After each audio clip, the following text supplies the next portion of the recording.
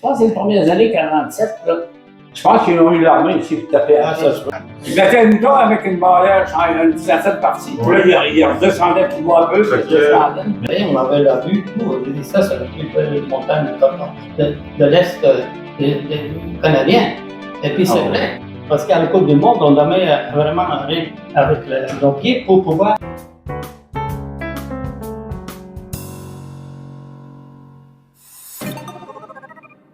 Bonjour, bienvenue à ce deuxième épisode du podcast Histoire de Glisse. Aujourd'hui, c'est un épisode un peu spécial. En fait, c'est un épisode très spécial pour moi parce qu'on reçoit deux personnes qui ont créé un peu l'histoire du Mont-Saint-Anne à leur façon, qui l'ont vécu, qui ont un peu créé la montagne en fait, et qui ont beaucoup de choses à dire sur non seulement la montagne, mais sur leur vie et leur carrière. Donc, Édouard Aimé Plante et Giovanni Girametta, bonjour. Bonjour. Bonjour. Ça va bien? Très bien, merci.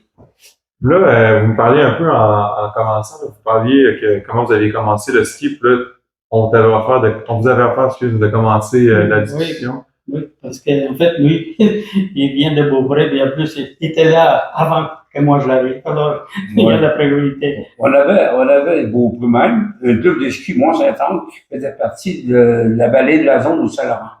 OK. Il y avait le ski de Radicaine, le ski de la Beauport, il y avait Beaupré, puis je pense qu'il y avait 8 clubs. OK. À chaque année, quand il y avait des compétitions, à certains endroits, le club, c'est lui qui s'occupait de recevoir. Là. Dans cette zone-là, il y avait plusieurs skieurs qui avaient commencé. Puis, on a commencé à faire des compétitions un petit peu partout. OK. Puis, on s'attend, la seule chose qu'on faisait dans le temps, c'est la baie pionnière. Ouais. Le club s'occupait de l'organiser autant que possible, quand c'est prêt pour la compétition. C'est une descente. OK. Il n'y avait pas de piste. Il y avait des slaloms aussi, non? Il y avait un slalom, mais c'était un petit peu avant moi, ça. OK. Mais en 47, Ça, c'est dans les années de Parade de l'île au début. Et pas le championnat canadien. Oui, il y a eu le championnat canadien en 47. Après ça, on a eu un en 52. Après ça, il y a eu un autre championnat junior en 60. Celui-là, là, on l'a marqué beaucoup. Et je pense que M. Dupont. Oui. Et puis son frère Alain, et puis Michel Larsen. Larsen, oui. C'est ça, on voit. Ils ont fait la course, eux autres, en 59 ou 53. Il y a eu une en 47, il y a eu une en 53, il y a eu une en 60. Au niveau canadien, c'était en 47. C'est le championnat canadien, ouais. En 47, vous n'avez pas participé, là? Non, on commençait, là, c'est tout. OK. C'est pas assez fort. Je ne même pas commencé à skier, moi. Ah ben, étais-tu rendu au Canada? Non, je suis arrivé en 54. En 54? Mais là, on a eu, il y a M. Clich, Clich a gagné une course en 60.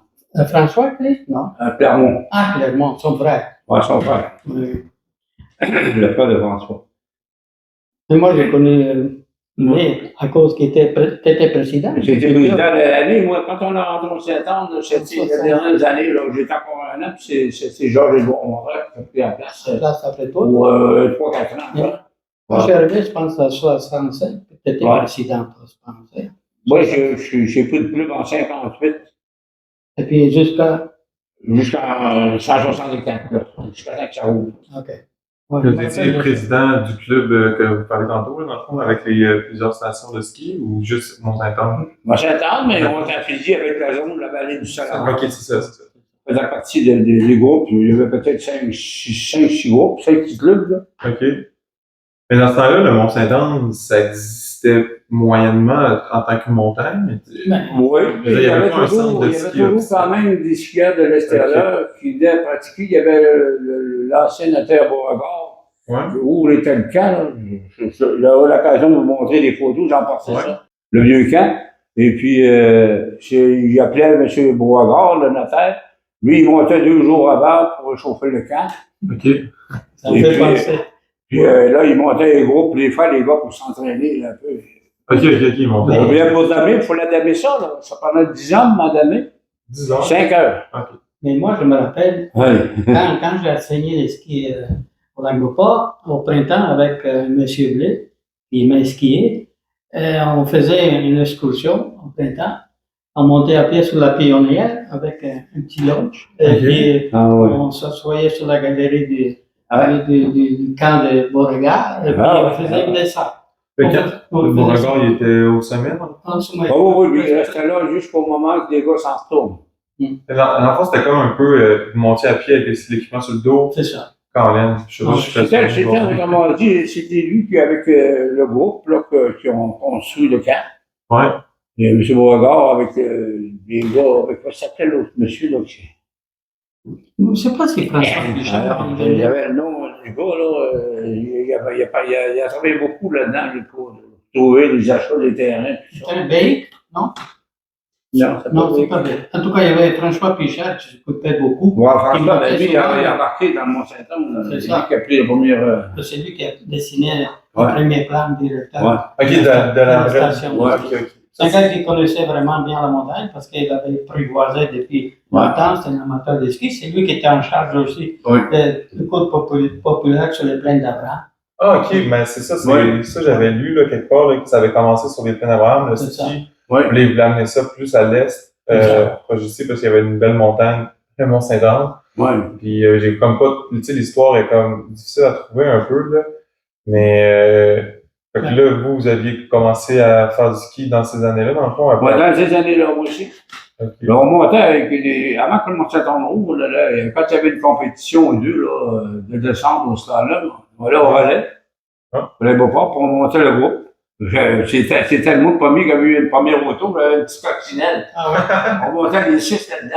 Dans une petite avec Marc Canarette, moi, des skis, on montait les 6. Ramon Dupont, Pierre Bureau. T'as connu Pierre? Oui, j'ai connu Pierre Bureau, puis Boutette, puis... C'était la gang de Beaupré. C'était le groupe, ça, avec la montée. Ça, là, c'était le groupe qui avait commencé à skier. Puis on va commencer à enseigner un peu le ski avec des jeunes, mais c'était dur parce qu'on avait de la misère, les parents trouvaient de l'équipement pour... Il n'y avait pas... C'était dispendieux quand tu voulais avoir quelque chose de pas trop mal. Là. C'est encore dispendieux. Non, c'est encore dispendieux, mais il n'y avait pas de système de fixation. OK, ouais. Comme on a eu d'autres avec des lanières, des ça. On commençait avec des lanières de ski, nous. Surtout dans cette période-là. Dans cette période-là, le ski, c'était le sport des riches, dans le fond. Je pense qu'aujourd'hui, on revient aux sources. On se revient le sport des riches aussi. Nous, on a commencé à skier en donnant nos pentes. Ouais. On pouvait faire une dizaine de descentes dans les endroits où on va installer. Là. On va installer même une petite remontée avec un câble. Ça fait des camps. Face au nord, dans Beaupré, dans le cavé, là. J'ai des photos. Chose, je me suis appelé Bruce. Oui. Sa femme, j'ai des photos des autres. OK. Ça va être bon. C'est un ingénieur de ça. On a hâte de voir ça. Mais c'est toute une histoire. Mon certain, après moi, en fait, j'ai commencé à l'aéroport. Moi, je ne savais pas skier quand je suis arrivé au pays. Mais j'aimais beaucoup la neige. Puis en Italie, on n'avait pas les moyens d'aller faire du ski. Et je voyais les montagnes pas loin. Là. Et puis, je rêvais un jour de faire du ski. C'était cher aussi. C'était cher quand même dans le temps. Aller dans les gros centres de ski des années où on devait aller par là. Mais c'était loin, les centres de ski en Europe, c'est dans les Alpes, dans les montagnes, dans les Pyrénées. C'est ça.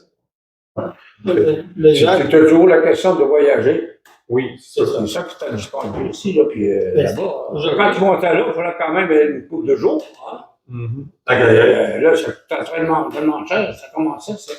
Et moi, quand j'ai commencé à l'aéroport, dans les plaines d'Abraham, je voulais skier les soirs. Je travaillais au château Frontenac, après on a fait la mosaïque un peu, là. J'ai commencé à pratiquer les soirs, clair de lune, quasiment sous les plaines d'Abraham. C'est de fond ou les... Non, après j'ai fait le ski de fond. Mais pour commencer à apprendre à faire un virage, j'allais sur les plaines d'Abraham avec Mario, que tu as connu. Et puis on allait pratiquer dès qu'on avait... On travaillait tous les deux au château Frontenac. Après la mosaïque, j'avais passé d'ouvrage.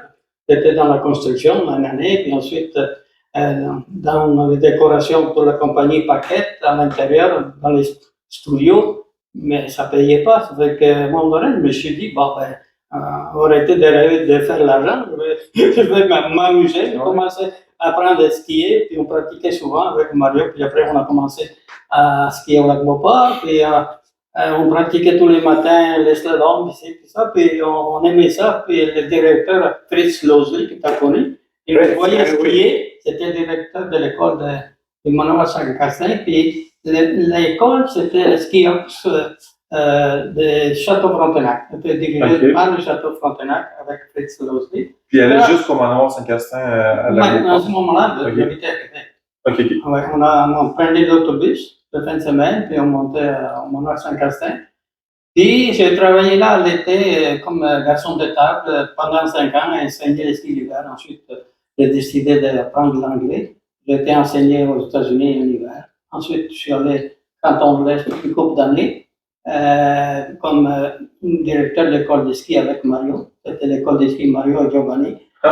Oui. Puis il y a eu un gars de Beaupré qui a reçu que Mont-Saint-Anne l'ouvrait. C'est là que il m'a dit, tu devrais faire l'application. J'avais passé tous mes cours, puis j'étais devenu aussi examinateur.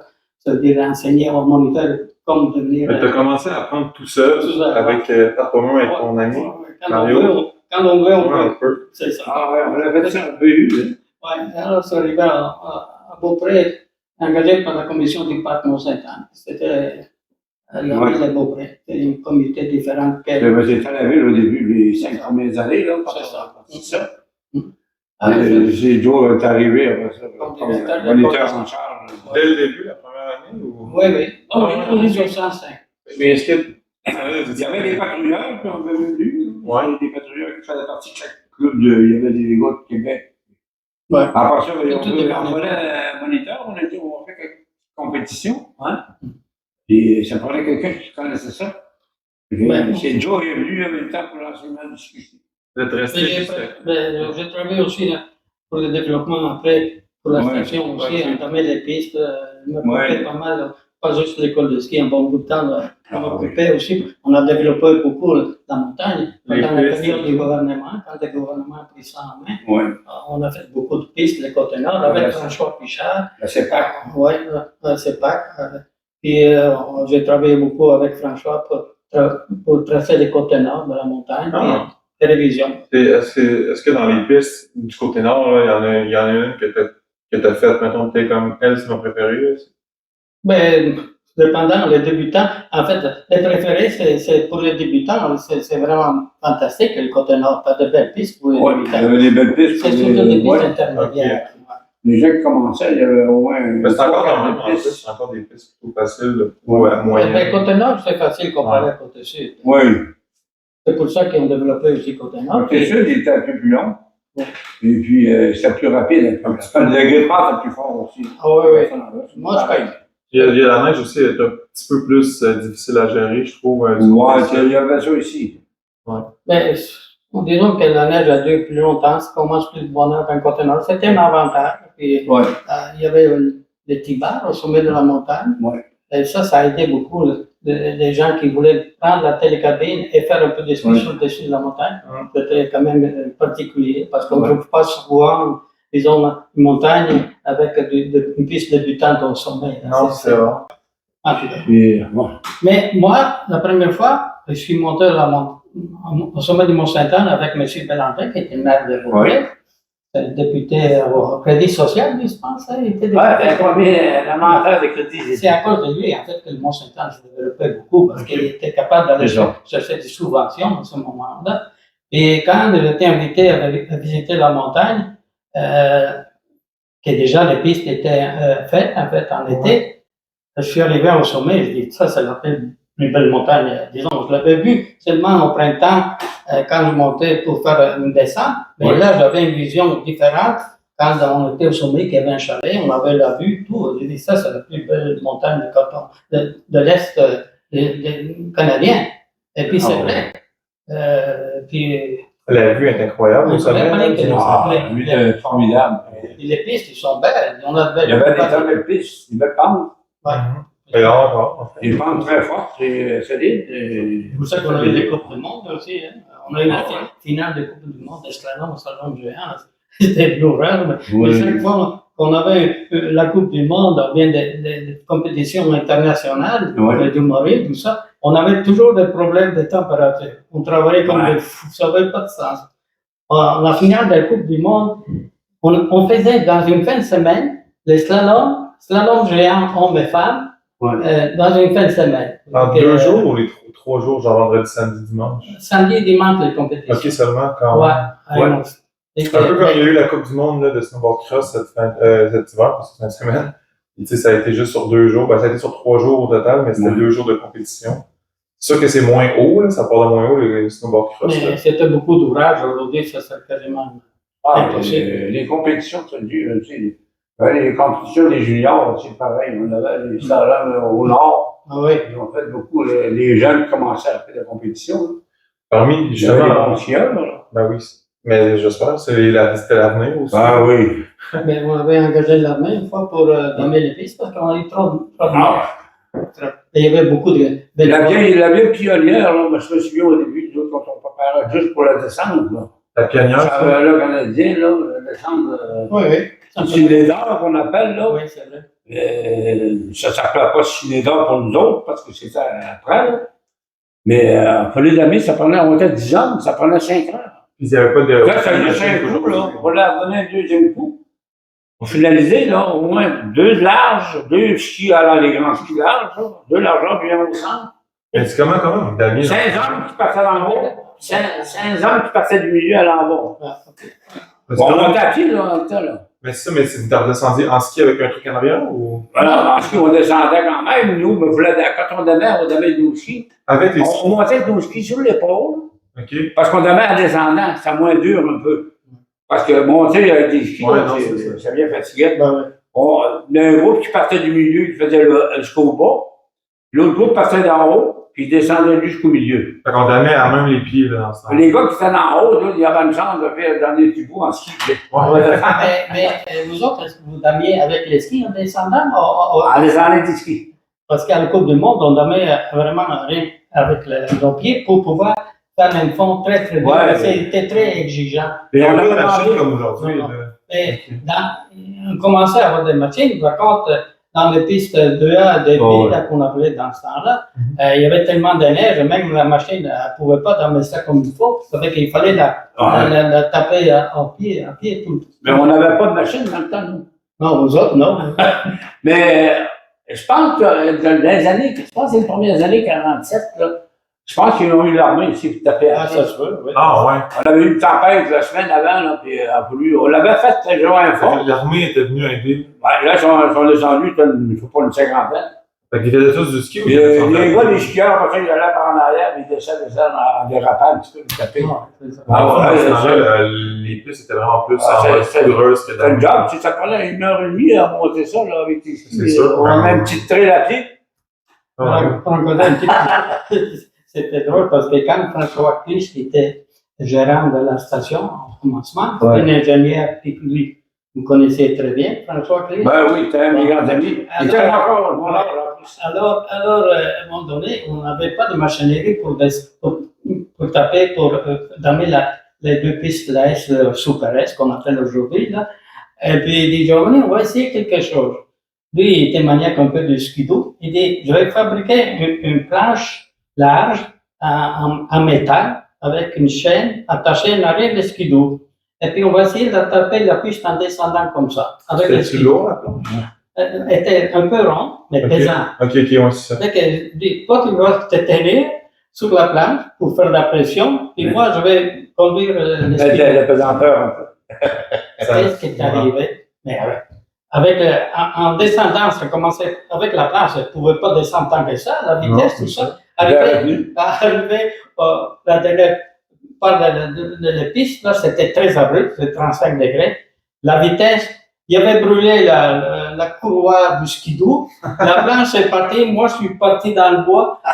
C'était la dernière fois qu'on a dabé avec ça. Le skidoo, tu pensais quoi avec? C'est incroyable. Ah, c'est juste comme ça. Ah oui, on a boulé. On a descendu à pied. On est allé chercher le skidoo après avec les mosquées. Ah ouais. La planche de bois, vous l'avez laissée là? C'est pas une planche de bois, c'est une planche en métal. En métal, ok. Pesante. Ah ouais, Mais ça marchait pas. Comme ça à peu près, puis après l'heure de mer. Moi, je faire une retenue là, pour descendre avec du poids. Moi, j'étais Par ça, là, ça aurait été trop long. Ouais, Ça sauverait du personnel. Ça aurait-tu bien marché? Il était ingénieur, lui. mais pour cela, il aurait manqué les calculs un peu. Ah ouais, François. Mais tu sais, en même temps, est-ce que ça avait marché, genre, la piste, la partie qui avait marché? Ça fonctionnait un petit peu, mais ça ne peut pas. Pas assez. Pas assez lourd. Mais la vitesse du skido, la pesanteur, puis ça prenait toujours plus de vitesse, ça fait que la courroie a cassé, fait qu'on était en chute libre. On a essayé un petit peu toutes sortes de choses. Hein? Ah, ouais. C'est comme ça qu'on découvre un peu en même temps. Ouais. Ouais. Après, on avait des mosquettes qu'on appelait, c'était des machines qu'on transportait les matériaux dans les pistes, puis tout ça, très pesant. Puis on avait une espèce de winch, je ne sais pas comment on appelle ça. Un rouleau. Avec un câble, on s'accrochait en haut, puis là, on tenait la machinerie pour pas qu'elle parte. Et on tapait ça comme ça, on dormait les pistes comme ça. Ah ouais, au début, mais c'était plus après, long. on avait des machineries. Ouais, après ça, ils ont eu Des bonnes machines. des bonnes machines pour damer, là. Ouais, oui, les gros chevaux. Ouais, qui mettent de Les pression. gros camions. Bah ouais. Tracteurs avec les trucs en dessous. Ah, en plus, avant même les dommages, l'automne, quand on était certain qu'on va avoir une compétition, en mois de février, d'habitude, c'est jamais avant ça, beaucoup, parce que pour voir la quantité de neige voulue. On l'a monté un groupe, encore, c'est encore 10, 12, 15. On avait 17, 18 ans, 16 ans. On avait des faux, on avait on n'avait pas des coupes, là. Fait que là, vous coupiez le. On n'avait pas que des scies mécaniques, là. On a coupé les branches, les ondes qui montaient trop haut. Ok, ouais. Pour les cacher parce que. Ouais. Mais c'est avec le temps, dans les années 70, quand le gouvernement. Après ça, on a eu des cours. Ah ouais, ben là, on a tout. Je me rappelle des étés, là, on avait des budgets du gouvernement, là, pour, disons, niveler les pistes comme il faut, parce que la neige commençait à être moins, disons, pas en quantité comme avant. Puis en plus, ça prenait pas beaucoup de neige pour pouvoir skier, alors on avait nivelé toutes les pistes, même les pistes. Ça prenait moins de neige dans ce temps-là. Et puis, sémencé, on mettait. Oui, on pouvait les chier puis bonheur un peu, pour ça donnait une chance. On mettait des milliers, 25 000 balles de foin à un moment donné sur les pistes. Après ça, pour les égaliser. Des balles de foin. Puis ça faisait mourir les pousses des nouvelles. Et en plus, ça poussait en air. Ça poussait en belle. Ça fait que ça prenait pas beaucoup de temps. Ils ont fait ça plusieurs années, hein? Oh oui, même, ils ont juste mis des moutons, une fois, hein? Oui, c'est vrai. Ah ouais? Pour manger l'herbe un peu, là, pour la couper, au lieu de la faucher. Ils mettaient le mouton avec une barrière, une certaine partie. Puis là, il redescendait plus bas un peu, puis il descendait. Mais il y avait comme plein de choses. Mais ça, je l'ai oublié, parce que là. C'est bon, hein? Ça bon pareil, ça. On le sait tout ça, là. Mais ça fonctionnait, ça. Ça marchait. C'est à qui les moutons, ils ont pris ça dans une ferme pas loin d'ici? Ah, là, quand il avait fini de manger ce bout-là, il descendait plus bas. Quand même. Il y en avait beaucoup, il y avait genre quelques-uns. Ah, il doit en avoir une vingtaine, certains. Ah, quand même. Peut-être plus. Les gens, ils passaient ici, ils voyaient un peu de blanc sur la montagne. Ah, ouais, on le voyait. Avec mes jumelles, moi, je regardais, je voyais tout à bien la montagne, puis on voyait les moutons qui étaient en train de bouger. Ah, ouais. Ah, ouais. On a eu la première école, pendant la période que j'étais là, en fait, les premières années, on a tenu la première école de neige, qu'on appelle. Ouais. Puis pour les enfants qui n'avaient pas les moyens aussi de faire du ski, à l'école, on fournissait des skis, seconde main, tout ça. On donnait des cours gratuits dans l'après-midi, quand c'était tranquille. Puis ensuite, on a eu des classes qui venaient passer une semaine, ils poussaient dans le chalet en haut, puis on donnait des cours de ski. C'était ski et études, disons. On a commencé ça. Des périodes. Ça a commencé, c'est vous qui avez commencé. C'est pas que c'est les parents, dans ça là, c'est du côté argent. Les équipements, acheter, quand il y avait 2 ou 3 enfants, tu as décidé de les équiper en ski et en bas. À ce temps, il y a beaucoup de choses usagées, là. C'est vraiment plus facile. Ben oui, j'étais avec des choses, je fais les bazars, là. Ouais. Ça fonctionne. Moi, j'ai tout vendu mes affaires, ça a tout parti. C'est vrai. Mon système de ski de fond, avec tout mon fardage, j'avais une belle table pour ça. Ah ouais. Et puis, j'avais 2 paires de skis alpins. T'as tout parti. 2 paires de ski de fond, puis avec un de mes amis, Jean-Paul Simard. Et il faisait du ski de fond un peu, lui.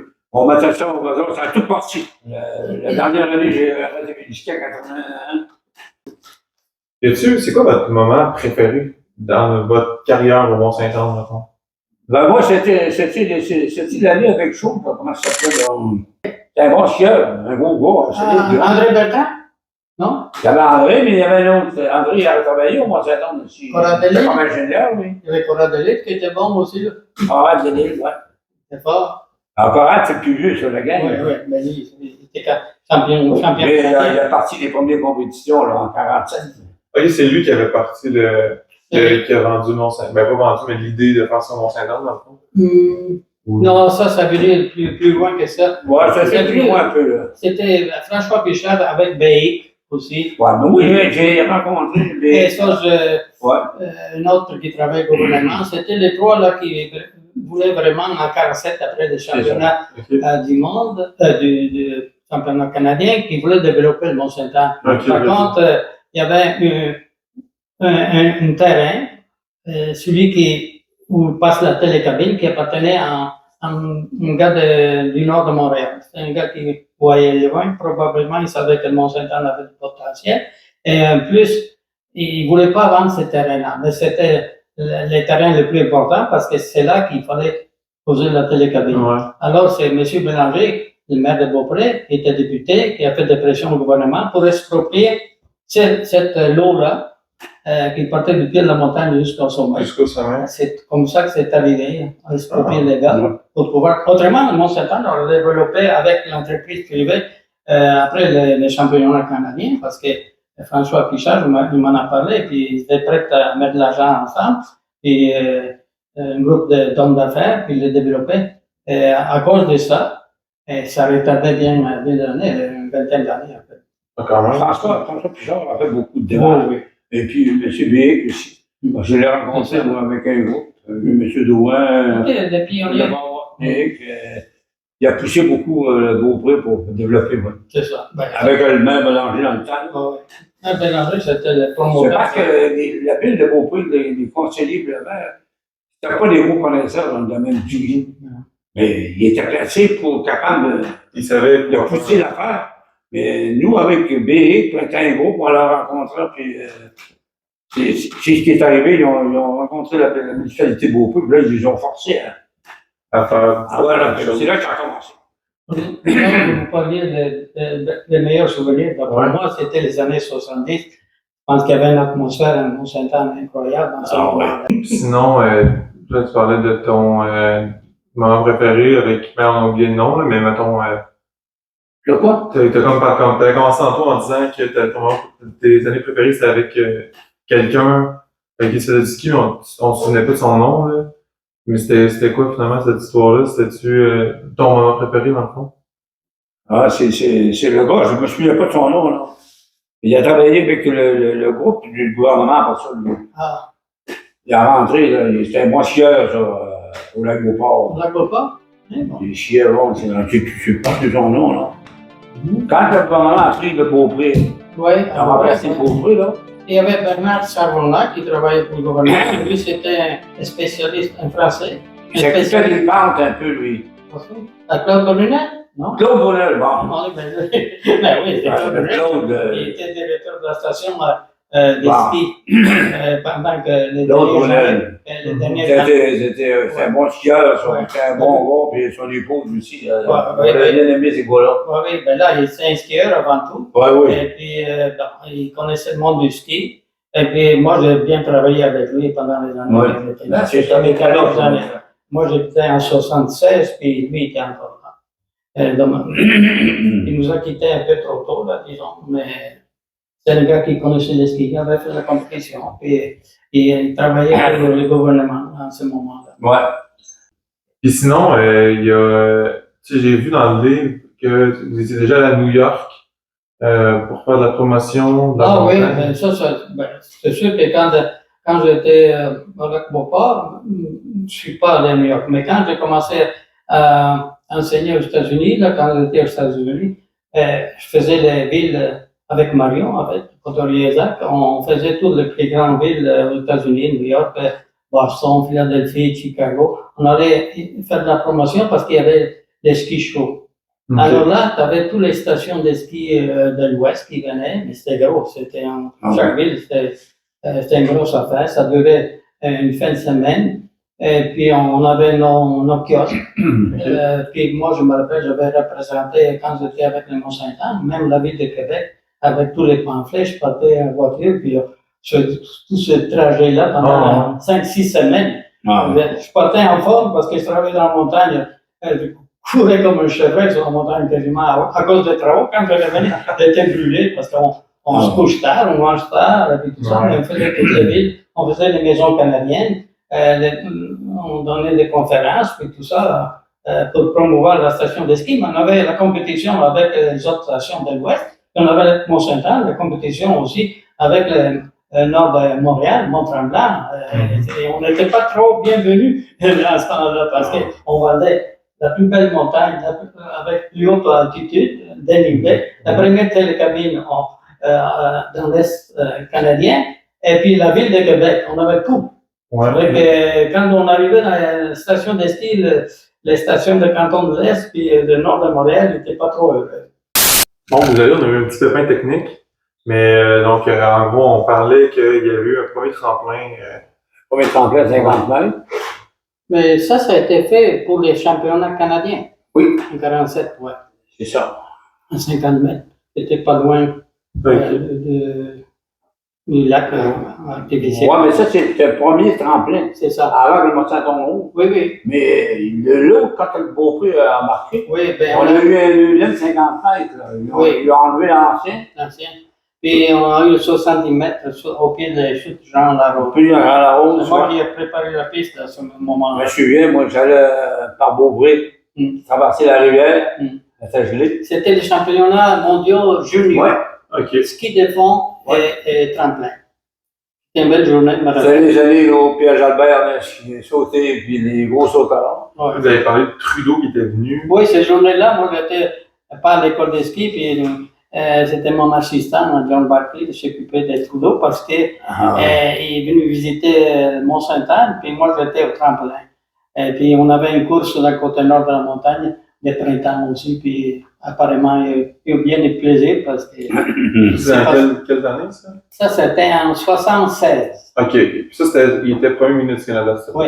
C'est son premier mandat? Je ne peux pas vous dire si c'est le premier ou le deuxième. Mais juste une petite reprise, là. On parlait du tremplin tout à l'heure. Ouais. Le premier tremplin, c'était fait avant l'ouverture du Mont-Saint-Anne. Oui, mais c'est lui de la Coupe. Le premier, c'est un canadien. Qui allait au pied de Jean Larose. Okay. Ça a été construit avant. Oui. Alors, c'était pour les championnats canadiens. Championnat canadien. Il y avait 50 mètres aussi. À côté de la familiale. Il n'y avait pas eu une descente de ski dans la ville de Pau aussi avec ça. Il n'y avait pas compétition, saut, descendre, il y avait du slalom, puis on fait une pente de slalom. Ça, tu parles toujours de 47. Ça, c'est toujours en 47. 47. Oui. Mais après les tremplins de 50 mètres, il y a eu des championnats québécois, tout ça sur les 50 mètres, qui étaient pas loin de la familiale, à ce point-là. Puis ensuite, pour les juniors mondiaux, en fait, ça a été fait au pied de Jean Larose, comme les premiers qui avaient été faits là. Oui. Parce que les premiers avaient été faits en 47, même place où on a fait des championnats mondiaux de juniors. Ouais, parce que c'était l'endroit le plus idéal. C'est quoi la piste que... La piste, ben, les premiers, avec le temps, ils étaient défaits, en fait. Ils l'ont défait parce qu'ils étaient dangereux, là. Puis après, avec le temps, après les championnats mondiaux, c'est que les tremplins, ça prend beaucoup de main-d'œuvre à entretenir ça. Puis je me rappelle, cette fin de semaine-là, il y a eu beaucoup de neige, il a fallu pelleter la neige, sortir la neige, puis il faut que ça soit parfait, la piste préparée parfaite. Surtout la piste d'atterrissage. L'atterrissage, c'est ça. Alors, c'est beaucoup d'entraînement. C'est pour ça qu'on voit aujourd'hui beaucoup moins de sauteurs qu'on a vu, dans le fond, avant autrefois. C'est beaucoup d'entretien. C'est dispendieux, puis ça prend du personnel, beaucoup. C'est ça. Mais il y a beaucoup aussi maintenant, ils ont augmenté les normes là, pour les compétitions internationales, pour que les montagnes soient plus hautes. Il y a beaucoup, ça a changé. Les compétitions, en général, ça a changé. Les descentes sont beaucoup plus vite. Ça ne se compare pas. Quoique. Non. Dans tous les domaines, on regarde la Formule 1, c'est beaucoup plus compliqué. C'est moins dangereux, par exemple, parce que je regarde l'époque, mettons la F1, là, on parle, là, il y a des films d'époque là, sur les histoires de certains pilotes. Là, ils sont bien protégés. Aujourd'hui, les vitesses qu'ils font. Là. Il Il y a un pilote il n'y a pas si longtemps, il avait foncé dans un mur, là, son véhicule était en feu, puis il s'en est sorti C'était Niki Lauda, ça fait longtemps, par exemple. Il est mort. Lui, il est pas mort, il est mort peut-être aujourd'hui. Plus tard, peut-être 5-6 ans, je ne me rappelle pas. Mais ça, c'était... Il était chanceux de s'en sortir parce qu'il était défait de visage. C'est la même chose dans le ski, même si aujourd'hui, ils vont excessivement plus rapidement, là, c'est même épeurant, des fois. Mais tu sais, ils font des chutes, puis je comprends pas comment ils font pour se blesser. Oui, c'est sûr. Mais il y a moins de blessures mortelles, je dirais. On dirait que c'est comme si les gens, pourtant ils vont plus vite. Mais ils ont protégé beaucoup, hein. Ils ont des filets, ils ont des choses. Ils ont des équipements meilleurs. Ces choses-là de protection. Et Ça sauve un peu la vitesse qui rentre, là, tomber, là. Au moins, ils sont retenus par ça. Et ils se font mal. Là, on regarde les compétitions, ils se font mal. Dans les slaloms, tout ça. C'est pas croyable. Toutes les compétitions. Il y a des records qui s'établissent tous les ans. Il y a eu le record de vitesse, là. Ski alpin en vitesse, là, c'est quasiment 200 quelques km/h. C'est fou, là. J'ai jamais fait ça en auto. Lui, il fait ça en auto. C'est pareil comme les skieurs de boss, hein. Ça n'a pas de bon sens. Pauvre genou, ça là-dedans. En fait, on est dans une époque tout extrême. Extrême. Tout extrême. Je sais pas jusqu'où ça va aller. Ouais. Peut-être qu'à un moment donné, mais moi, ça va avoir une je sais limite. pas, tu as connu André Beltrán, toi? Tu as connu André Beltrán? Ah oui. Lui, il m'a raconté que moi, j'arrivais au pays en 56, je suivais un peu les compétitions. Je suis arrivé en 54. Il y avait les Jeux olympiques à Cortina en 56. Okay. Il m'a raconté qu'il était resté quasiment tout seul comme compétiteur. Il n'y avait presque pas d'entraîneur dans ce temps-là. Et puis à la descente, que c'était Tony Seiler qui avait gagné, les slalom géant, je pense qu'il avait gagné les 3 disciplines. Et lui était en descente, il était fort quand même. Là. André Beltrán, il a tombé 3 fois dans la descente. Il est arrivé 16e. 3 fois. 16e sûr. Sur la descente olympique à Cortina. Il a participé aux Jeux. Il a fait 3 chutes, mais il a quand même réussi à se rendre en bas. 16e. Quand même. Aujourd'hui, tu tombes une fois, c'est quasiment fini. Tu tombes une fois, là, tu débarques. À vitesse qui roule, là. C'est chanceux, c'était pas. À vitesse qui roule, là, c'est pas possible. C'est pas croyable de voir la force qu'il peut garder. Il faut que c'est vraiment en forme. Ça prend des bonnes jambes. Oui. Tourner, freiner. Mais il s'entraîne beaucoup. Ben oui. La vitesse qu'ils ils ont. Ils s'entraînent beaucoup, ils ont des bons équipements. Ils ont des bons entraîneurs aussi. Ça fait des entraîneurs qui sont suivis. C'est tous des gars qui ont déjà fait des bons champions. Puis, ils prennent la relève pour entraîner ces nouveaux. Il y a la question d'argent, il y a beaucoup d'argent au bout de la ligne. Dans le fond, ça fait qu'ils sont mieux équipés, ils sont mieux suivis, ils sont bien supportés. C'est d'autres choses. Mais les pionniers, ça reste toujours des pionniers. C'est eux qui ont fait découvrir, créer le sport, évidemment. Chaque pays est surveillé par des bons instructeurs, des bons moniteurs. Au fil des années, vous avez travaillé sur plusieurs Coupes du Monde, puis des championnats et tout. Y a-t-il des athlètes que vous avez comme eu la chance de rencontrer qui étaient vraiment comme wow? Oh oui. La période de 70, il y avait l'équipe italienne, il y avait Gustavo Toeni qui était un des meilleurs, puis il y avait tous les grands champions norvégiens. C'était les grands champions. Est-ce que vous leur parliez des fois? Il y en a, oui.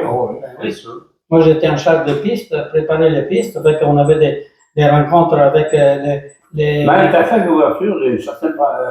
Le slalom spécial. Moi, non, j'ai tracé pour le slalom géant, hommes et femmes. C'est Karl Franz dans la piste numéro 1.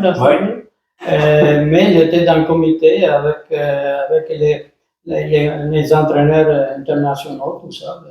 On parlait aux coureurs. Y en avait-tu que c'était des idoles? Puis, t'as-tu juste demandé des autographes à des gens? On va en mettre en photo. On était souper aussi dans ce restaurant au Québec avec l'équipe italienne, que c'était un beau souvenir. En tout cas, l'occasion de la rencontrer pas mal. Quand même. Donc, le fameux championnat au slalom qu'on a eu dans 2. Oui, t'es au bord de piste. Oui. On a ouvert la compétition, oui. Ah ouais. En tout cas, ça, au bord de piste, ils font toujours un qui passe en premier. OK. Avant de partir la compétition, Ouais. Joe, il était là-dedans. Ah ouais. T'as profité de ça pour show off un petit peu. C'est ça.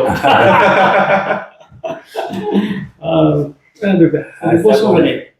On travaillait fort, mais on C'était des bons souvenirs, hein, Joe? Ouais. Il y avait des histoires qu'on ne peut pas tout dire, enfin. Mettons, là, il y en a qui sont limites, là. Il y en a dessus un peu, des histoires. Ouais. C'est sûr. Là, j'ai aussi, j'avais eu, il y a l'art, j'ai fait des trucs dans l'art, au travers de tout ça. Tu sais, comme là, on est clairement dans ton, comment ça s'appelle? Galerie d'art. Galerie d'art. Ben, après que j'ai quitté Mont-Saint-Anne, disons en 76, en 76, j'ai quitté, j'ai construit la maison. Et ensuite, en 86, je trouvais un peu monotone de vivre tout seul, là, puis j'étais habitué au public tout le temps. Et puis, je trouvais qu'il me manquait quelque chose de Mont-Saint-Anne, disons une galerie. Ça veut que j'ai décidé d'ouvrir une couple de salles là, pour exposer, pas rien que moi, d'autres artistes. Et puis, avec le temps, j'ai construit de nouveau, puis agrandi.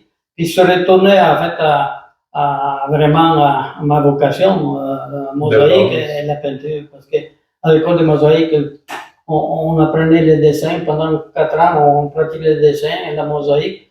Et puis, je sentais le besoin de retourner, en fait, dans mon milieu. Puis maintenant, ouais, tu vis de ça? Oui, ça fait longtemps. Là. Et puis, on expose d'autres peintres. On a fait des symposiums. J'ai essayé de faire des symposiums à Mont-Saint-Anne avec des sculpteurs. On a fait ça pendant 2 ans. On trouvait que, disons, ça menait pas assez de monde, mais moi, j'ai participé à un symposium à Baie-Saint-Paul en 82, 83, il n'y avait rien. J'ai fait un mural, un grand tableau, mais pour développer l'art, ça prend du temps. Puis Baie-Saint-Paul, aujourd'hui, il y a 30 de galeries. Quand j'ai fait le premier symposium, il y avait 2 galeries. Ouais. Et Mont-Saint-Anne, ben, ils ont arrêté parce que ça coûtait un peu cher, mais si tu n'investis pas, tu ne peux pas rien avoir, il faut rien. C'est ça, il faut toujours repenser un peu à long terme. Moi, qu'est-ce que je voulais faire? C'était un symposium international de sculpture à travers l'environnement qu'on a. Et j'avais pensé de commencer sur la piste cyclable à partir du golf, là, mettre quelques sculptures, puis bon, en ce moment-là, ben, je me débrouillais avec quelques commandites, puis tout ça, mais c'était beaucoup d'ouvrages. Quand j'ai vu que le Mont-Saint-Anne, disons, dans ce temps-là, il y avait un type qui était en charge d'un côté touristique, j'avais demandé 5 000 $ et puis je laissais une sculpture pour commencer, montrer comment ça marchait, fonctionner sur la piste cyclable, faire un circuit. Quand c'était le moment de donner les 5 000 $ parce que ça prenait de l'argent, en fait, fonctionner cette affaire-là, j'avais 6-7 sculpteurs, et il fallait les loger, puis ci, puis ça, il m'a dit, ben là, on t'enlevait 1 500 $ parce que j'ai eu des étudiants qui ont fait la base en ciment, puis ci, puis ça. J'ai dit, écoute une minute, là, les étudiants, ils ne me coûtent rien, là. C'est à ce moment-là que j'ai arrêté. OK.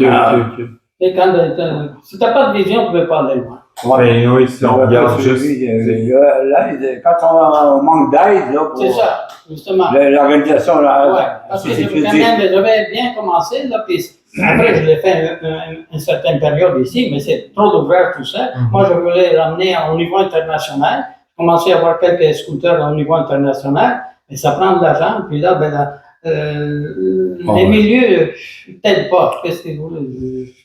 À un moment donné, on stand. C'est toujours.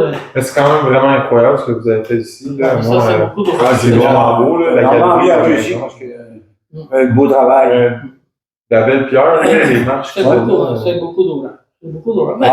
C'est du travail. Quand on aime travailler, c'est un travail de patience, hein, Joe? Oui, un travail de patience, puis bon.